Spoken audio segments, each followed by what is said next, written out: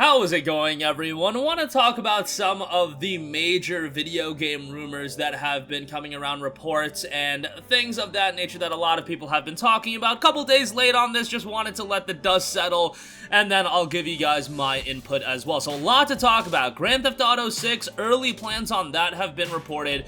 A lot of you guys have asked me to talk about Star Wars Knights of the Old Republic. I typically don't like to talk about news that is absolutely depressing, but in this case, I guess we do have to talk about it. But a lot of quality information coming out about Grand Theft Auto 6. It was reported that development of GTA 6 was well underway. That was actually coming from Rockstar themselves. However, a report by Bloomberg's Jason Schreier, and Jason Schreier was also the one that broke the Star Wars news, but we'll get to that in a little bit, on Tuesday shared a number of new details about the project, claiming it'll be set in Miami and will feature the series' first female protagonist as a part of a Bonnie and Clyde style duo. Once again, it does look like there's going to be multiple playable protagonists. Schreier did note that Rockstar's initial plans were much more ambitious, featuring a map that would include a large swaths of North and South America. A little bit more detail about the game noted that there is plans to have 4 protagonists of GTA 6 with action unfolding across 3 different cities.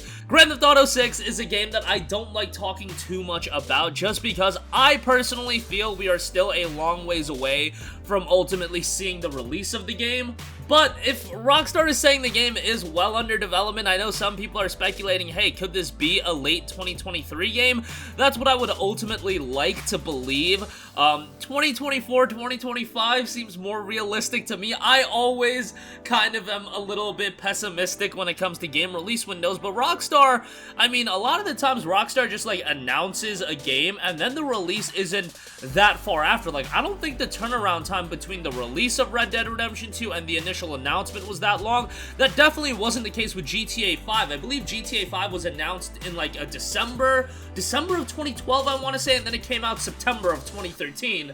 So it's not like that was that gargantuan of a wait, and also with like GTA Definitive Trilogy and games like that, very, very quick turnaround. So Rockstar does a relatively decent job of keeping things under wraps, and hey, maybe when we see a trailer, I would imagine we're gonna see a trailer for GTA 6 by the end of the year. Maybe that's pushing it a little bit, but you know, Video Game Awards around that time, I could easily see a trailer for that dropping.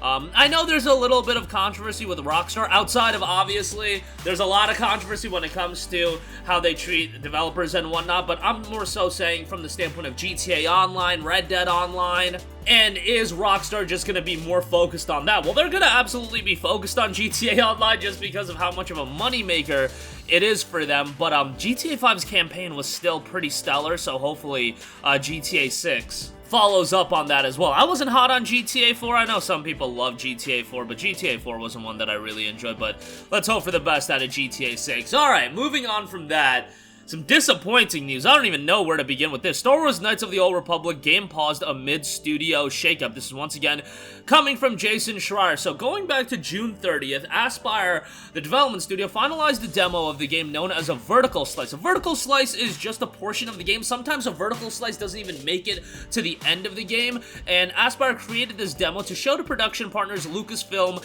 and Sony. The developers were excited about it and felt like they were on track, according to a person familiar with the project, so they were shocked to see what happened next. The following week, the company fired design director Brad Prince and art director Jason Miner. Neither responded to requests for comment, but Miner suggested on the social media page that his dismissal was unexpected. Aspyr Studio heads told staff that the vertical slice wasn't where they wanted it to be and that the project would be paused.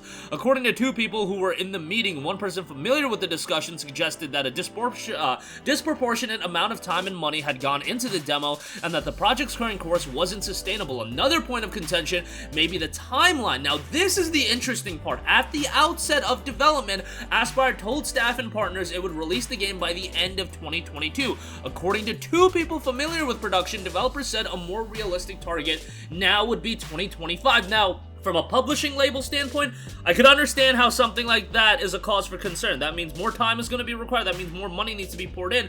I do question, when did Aspyr change that release window time period to 2025? Like, if this is something that was suddenly brought up, that, hey, we're gonna need X amount of more years, then that would be something to consider. But I imagine Aspyr would have a decent idea in their head. Okay, this is how the game is progressing. We're probably not gonna release the game by the end of 2022, and they would have known that quite a while ago and make that very aware to publishers. But yeah, I'm very interested in where this is gonna go. This is why, like, man, when I just see a cinematic trailer, like, this is why I can't get too excited by just cinematic trailers, just because you never know how development is gonna go. How many years ago did we see a Beyond Good and Evil 2 cinematic trailer? You know, I'm a little bit more confident when we see something like Insomniac's Wolverine. It's Insomniac. They're gonna have support. They know what to do. They're gonna do a good job with Wolverine. But, yeah, you just never know the trajectory of how a game development is gonna go. And we can go back to 2009. I was a wee lad back then. I remember E3 of '09 when I saw that last Guardians cinematic trailer. I think it was entirely cinematic. I don't recall exactly. Maybe there was a bit of gameplay. But when you hear about these games and you just know that they're so far off, you just never know how development is gonna go. And in this case, definitely gonna be an interesting story to follow. The fate of Star Wars Knights of the Old Republic remains unclear. In May, Embracer did announce that Saber Interactive would also join the project. Some at Aspyr believe that Saber, which has mainly been doing outsourcing work for the project, may take it over completely. So again, this was a ground-up remake for Knights of the Old Republic. It was set to be released on PlayStation 5 and PC as a PlayStation 5 console exclusive. So Sony did have some interest and stake in this game as well, in terms of they wanted it to be at a high quality level. So very unfortunate news. Really hoping the best for everyone involved, especially the development studio that's been hard at work, because if they were of the mindset, like, how demoralizing must that be? You work so hard to create this vertical slice, and then everything just, you get thrown a whirlwind at that point. Like, I don't even want to, like, put myself in the shoes of the development studio and the hard work the developers were putting in, and then pretty much getting hit by a proverbial tornado in terms of the reaction and where things went just a short little time after that. Like, that's something absolutely daunting to think about, and yeah, I just feel bad for them. Hopefully everybody gets on their feet and nothing too catastrophic happens. Aspyr can continue hard at work, because I mean, if this is scheduled for a release of 2025, would I have liked to note about it at this point? Probably not. I would have said, hey, kept it under wrap. But the majority of the developers don't have a say in when games are going to get revealed and whatnot.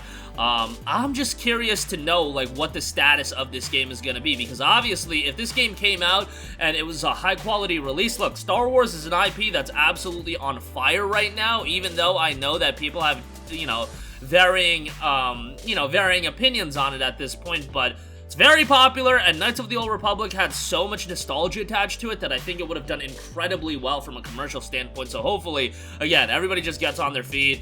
Delay it as much as you need to, but hopefully it does see the light at the end of the tunnel and we see it ultimately. And again, for the developers, just absolutely thrown a whirlwind after creating that vertical slice. But that is going to do it for me. Again, early GTA 6 plans, reportedly featuring 4 protagonists and 3 cities. I'm sure a lot more is going to be reported and revealed in the coming months, and maybe in the next, 6 to 9 months, I would say, we're going to get some concrete information.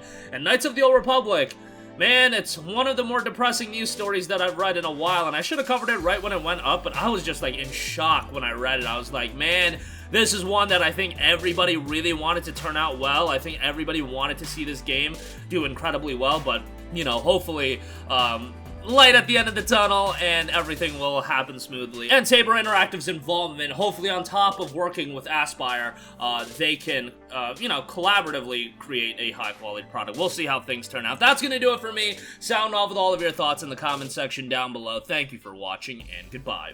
Hey guys, we hope you enjoyed the video, and if you did, make sure to hit the subscribe button, and if you're already subscribed, do us a favor and hit the bell icon. This way you'll be notified whenever we post a new video. That's the best way to keep up with all of our uploads, and we usually try to upload 2 videos a day. And with the bell icon hit, you'll be notified whenever we do upload a video. As always, thanks for watching.